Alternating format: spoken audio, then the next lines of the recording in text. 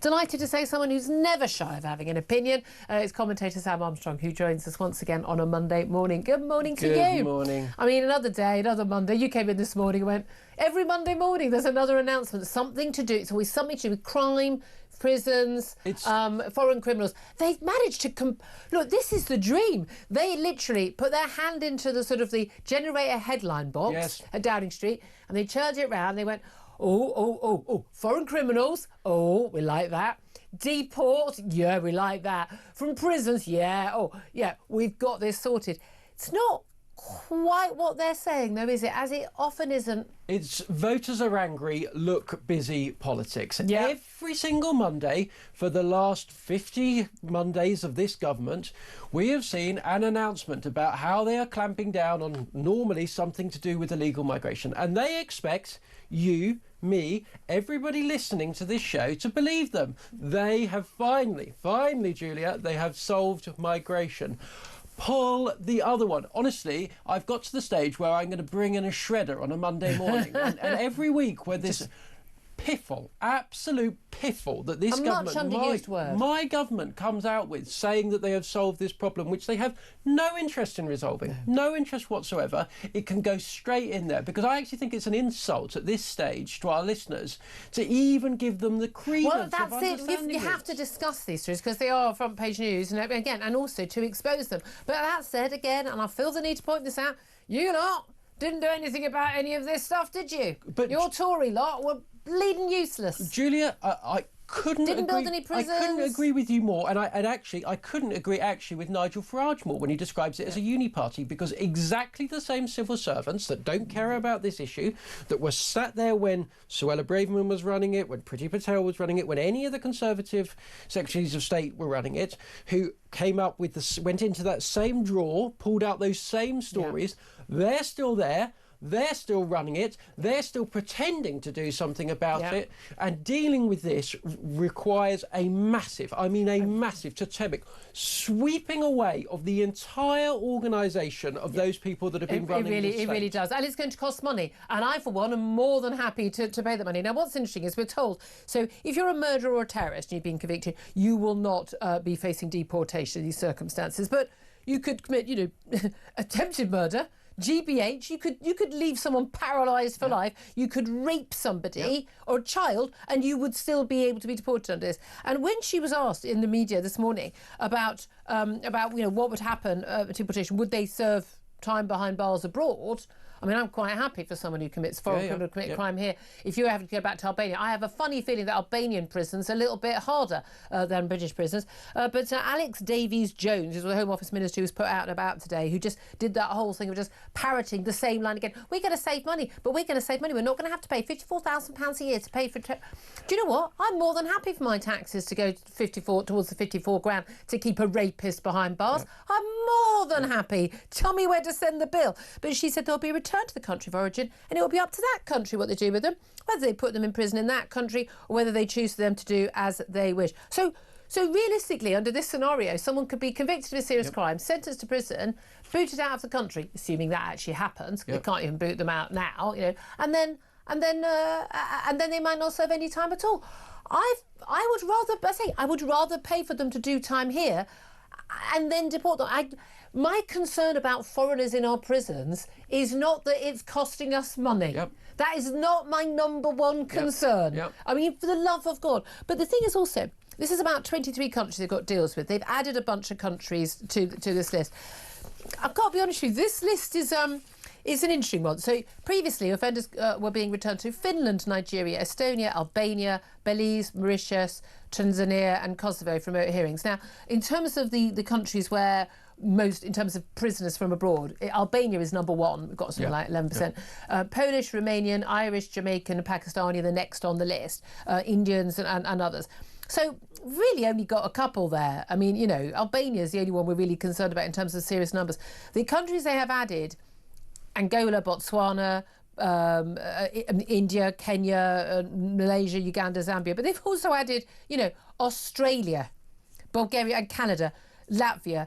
Do we have a massive issue with Canadians Julia, committing crimes here, and we can't deport. Is that a big issue? I mean, people are talking about it on the streets around my way all the time. There's sodding Canadians coming over here, committing those crimes against us. All that Canadian shoplifting, all that Canadian sexual harassment of 15-year-old girls on the way home from school. It's the talk of the sodding town. They've got these Canadian barber shops on every high street. Yeah, every high street. absolutely. But Julia, they're the Uber drivers. This is literally what they have had to resort to now. They've got so little that they have to do something performative in the hope, the forlorn hope that we will still be convinced by it. It isn't working. That is why this Labour Party, this Labour government that was elected just 1 year ago with a record majority has plunged so quickly into chaos, which is they don't know, they can't appreciate. The likes of Alex Davies-Jones just can't even think for themselves. And I mean, they really can't think if you're going out and just parroting these lines over and over again like a robot.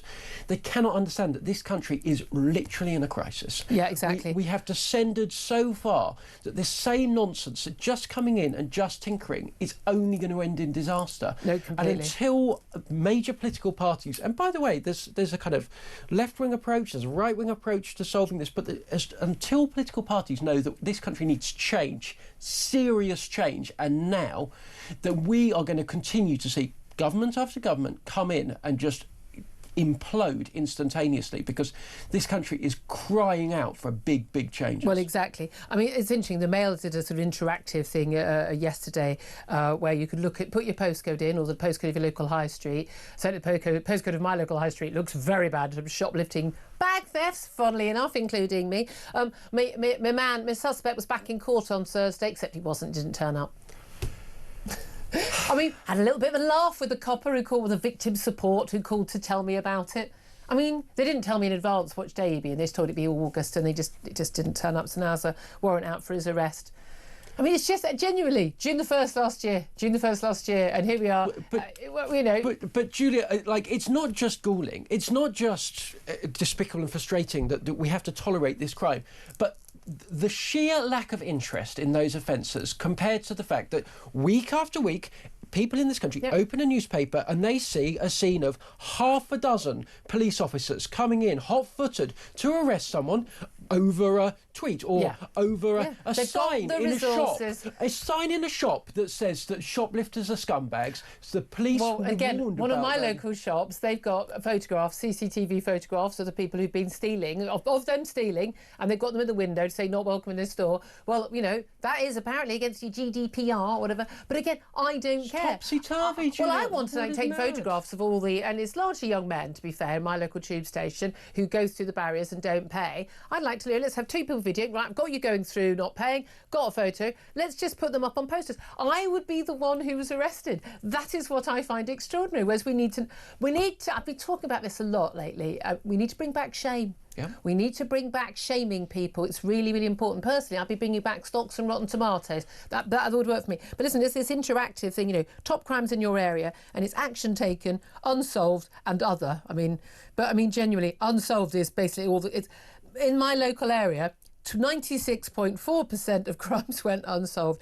Most of them were vehicle crime, burglary, bicycle theft. There's some violence and sexual offences. And it's just, you just think that you're literally not bothering. At that point, you're literally not bothering. And I think people realise that. Look, we've just seen in 7 months under Labour, we've seen 26,000 prisoners released early, hundreds who've been jailed for more than 10 years released early. Now, we know those people, when they're put in prison, you're sentenced to 10 years, you're never going to serve 10 years. It used to be you might serve 7.5 or 8. Now now it's 40%, so you serve 4 years, but then you're let out early on licence, and then you're let out even earlier than that.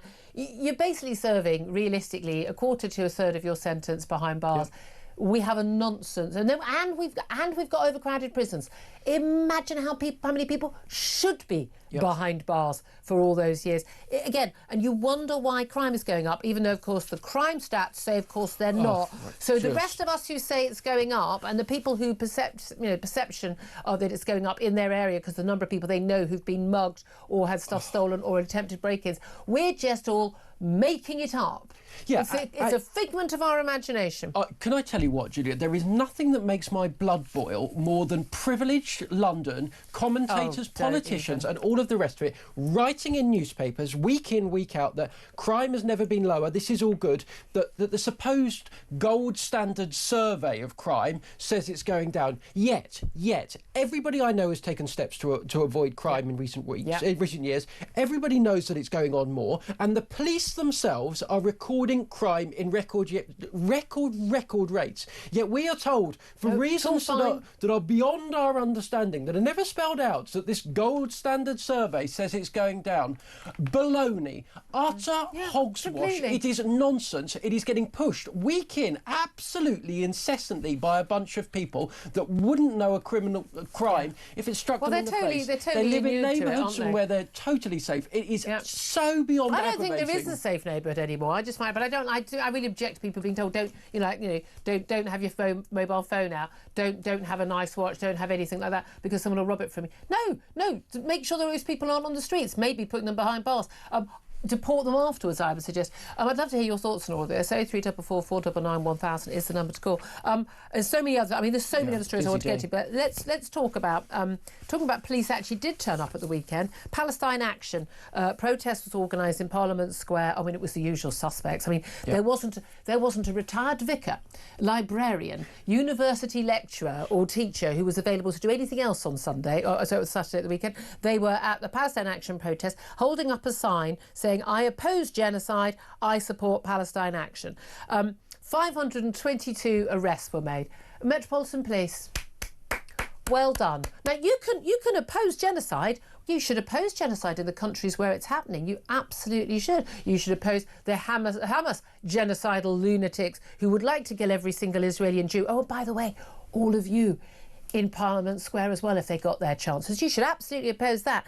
But you can support the Palestinian people. You can oppose military action in Gaza by Israel if you want. Best if you call it the right word, though. Military action, war, rather than genocide. Made up nonsense. But if you support Palestine Action, and there were big signs from the police telling you, that is illegal. Why is it illegal? Because it's a proscribed terrorist group. Because they are not an organisation that is peacefully calling for the rights of Palestinian people or a Palestinian state. They are a violent criminal organisation that has used terror tactics, including specifically against Jewish-owned businesses in this country, to further their cause. And when you support Palestine Action, you are committing a criminal offence, which you all knew when you did it. And I don't give two hoots whether you're in your 60s or whether you're retired or whether you're blind or in a wheelchair, as one of the activists was, whether you look a little bit pathetic with your grey hair as you're being carted off by a big burly policeman.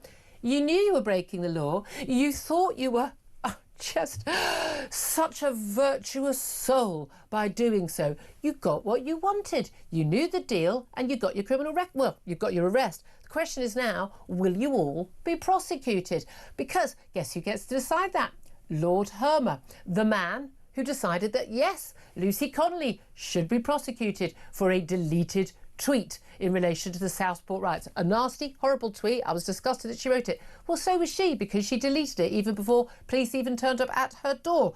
But he's a man who thinks that that tweet was totally unacceptable. I would think 522 people claiming they support a prescribed terrorist group in public, they would definitely be as much of a danger to society as Lucy Connolly, would they not be, Sam? Shouldn't the police, shouldn't the courts, shouldn't Lord Hermer want to send a message to people who support terrorists? I think he should he not?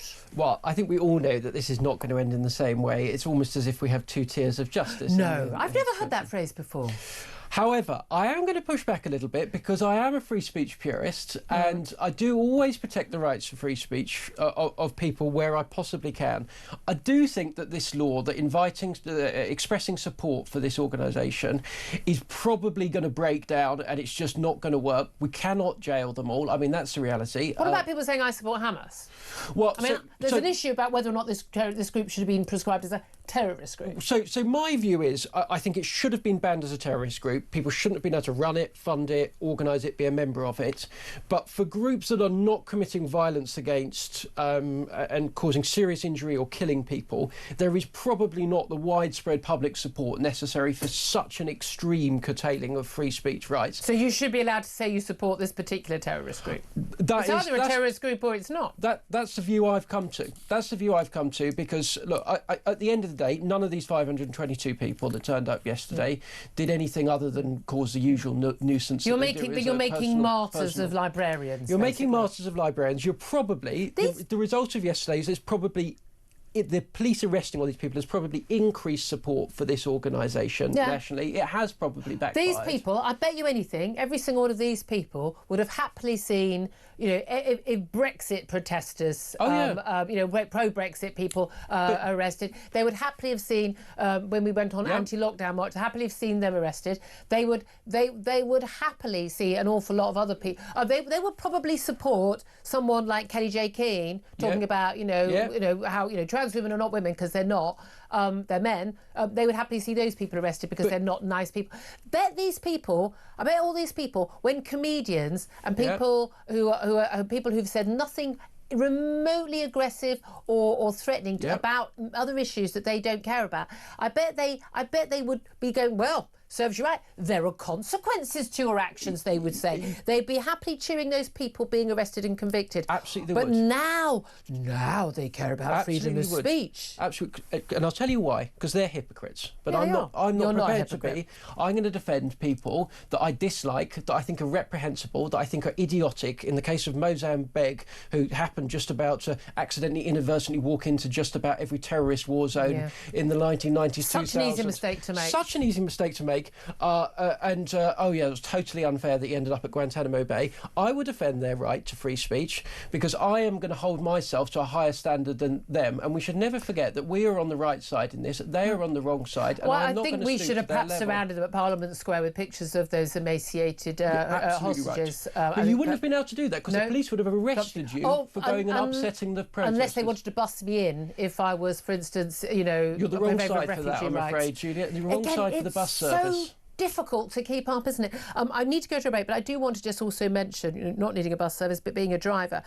Government looking at changing the law in terms of two aspects in particular of driving. Now, you're already saying about this. I approve of this. I've got to say, drivers over 70 being required to take eye tests every few years, or being faced with a ban. I'm very happy with that one. Yeah, I mean, I know quite a few people in their older age.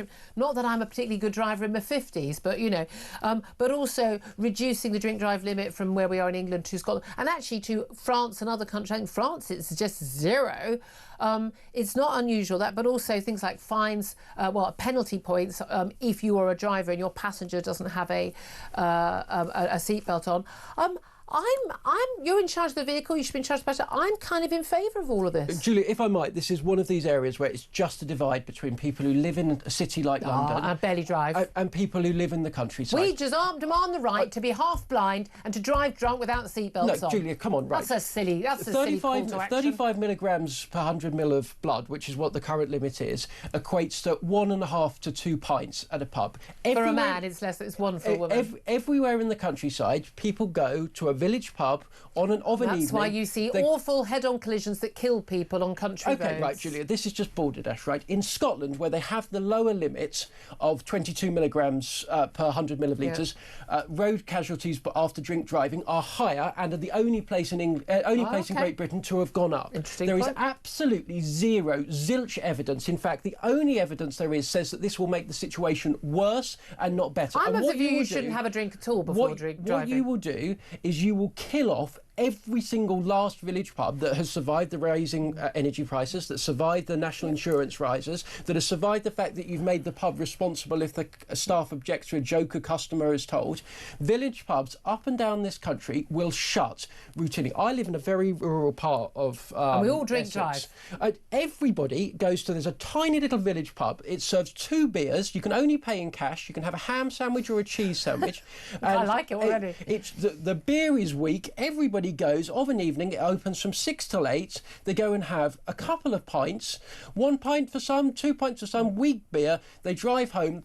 For farmers, for people in the rural community, I get that. That is all they've got. There is no evidence, zero evidence that there is this massive amount of that's people true. Well, we're going to talk to Edmund King. The argument is being like we saw deaths on the roads fall, and they haven't fallen in the last 10 years. My thing is, but we've got like 10 million more people in the country, and we haven't seen more road deaths. I would say that's amazing, especially as I am very aware, certainly in London, the huge number of drivers on the roads who definitely did not pass a British driving test, put it that way. But look, I'd love to hear your thoughts on that as well, particularly if I think this is very much more an issue. You know, I can get an Uber anywhere. I wouldn't dream of taking the car out if we were planning to have a drink.